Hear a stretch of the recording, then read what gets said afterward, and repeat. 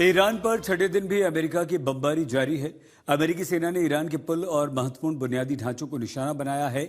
क्या ईरान भी middle east में तेल और गैस के प्लांट्स को निशाना बनाएगा? अब सवाल यही है कि इस युद्ध में आगे क्या होगा। अमेरिकी मीडिया में छपी रिपोर्ट्स में किए गए दावे दुनिया को डराने वाले हैं, क्योंकि अमेरिकी राष्ट्रपति ट्रंप का प्लान है कि ईरान के एटमी सेंटर और खार्ग द्वीप पर हमले की तैयारी। ईरान के एटमी सेंटर पर बंकर बस्टर बॉम्ब गिराए जा सकते हैं, तो खार्ग द्वीप पर कब्जा करने के लिए ट्रंप अपनी सेना जमीन पर उतार सकते हैं। ईरान ने धमकी दी है, जमीनी ऑपरेशन हुआ तो बदला विध्वंसक होगा। तो क्या ट्रंप के नए वार से वर्ल्ड वॉर का खतरा छिड़ गया है? अब ट्रंप के निशाने पर परमाणु सेंटर, खार्ग द्वीप पर जमीनी ऑपरेशन की तैयारी। ईरान की बड़ी धमकी, सरप्राइज तैयार है। अमेरिका ईरान युद्ध का सबसे घातक मोड़। ट्रंप का नया वार, छिड़ जाएगा वर्ल्ड वॉर।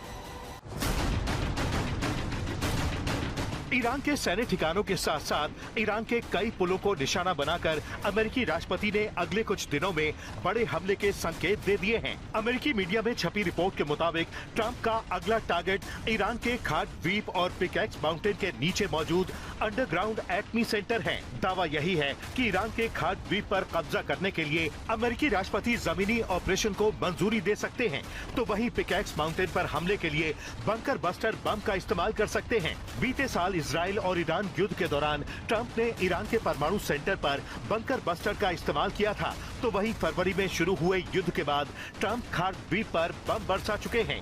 ट्रंप मानते हैं कि पिकैक्स माउंटेन को तबाह करके वो ईरान की एटमी हथियार बनाने की ताकत छीन लेंगे, तो वहीं खार्ग द्वीप पर कब्जा करके ईरान की कमाई रोक सकते हैं।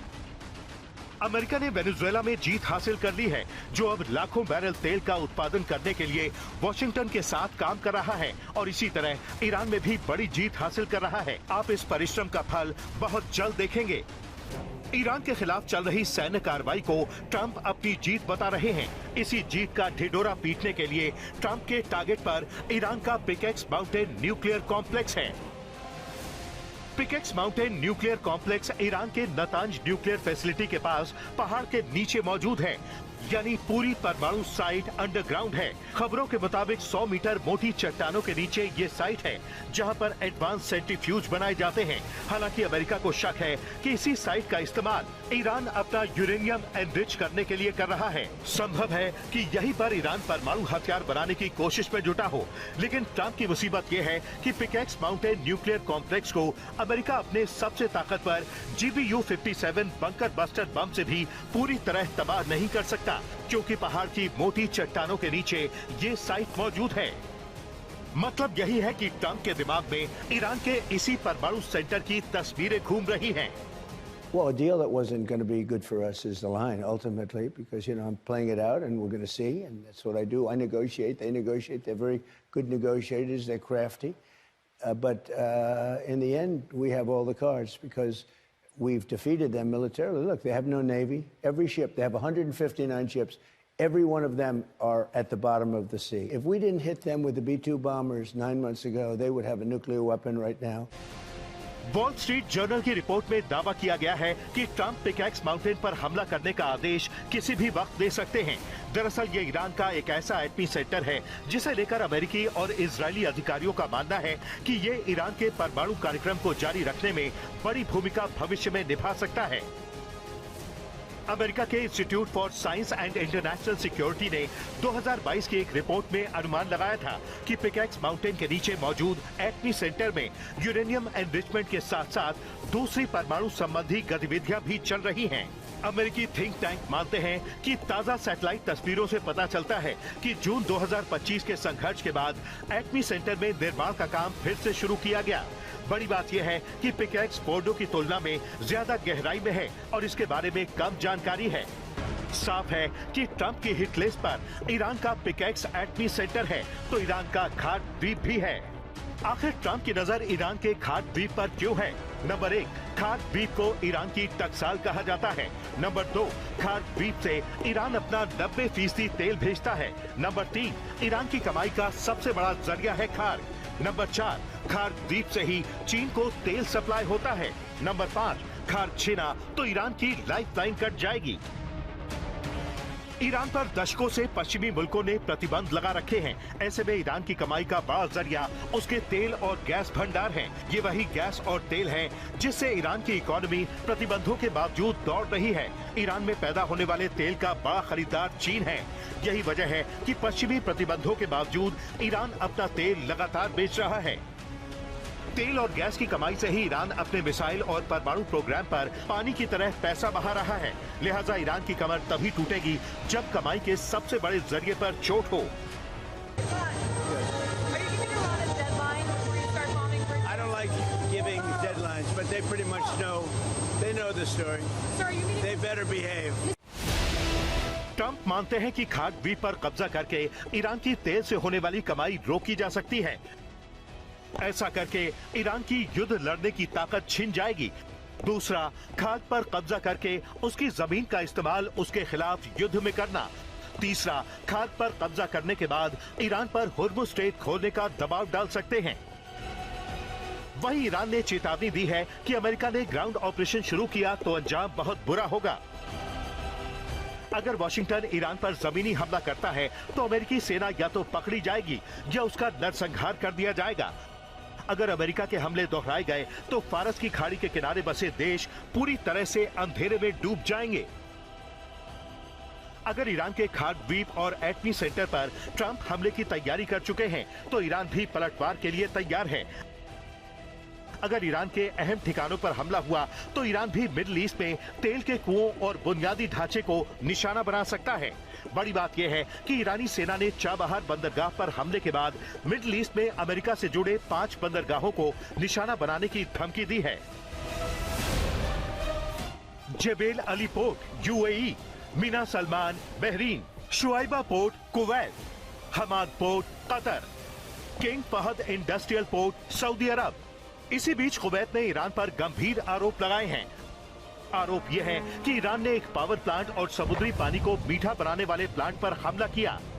हमले की वजह से प्लांट में आग लग गई और बिजली उत्पादन करने वाली कई यूनिट को नुकसान पहुंचा है।